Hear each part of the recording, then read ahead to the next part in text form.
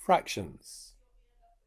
In this chapter we will be looking at adding, subtracting, multiplying and dividing, proper fractions, improper fractions and mixed numbers.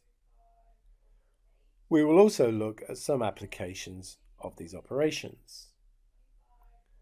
As a reminder, a proper fraction is a fraction where the numerator is less than the denominator, such as this one. Remember, the numerator is the top number, the denominator is the bottom number. The line separating them, you may not know the name, is called a vinculum.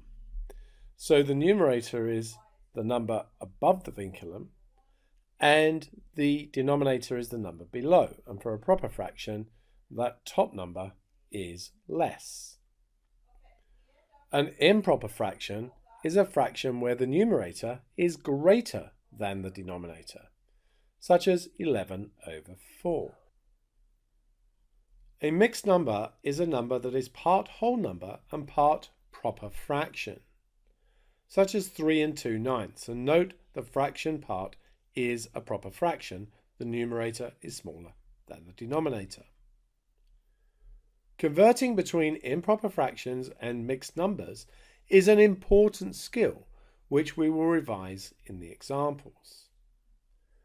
Remember that any whole number may be written as a fraction by simply putting it over 1.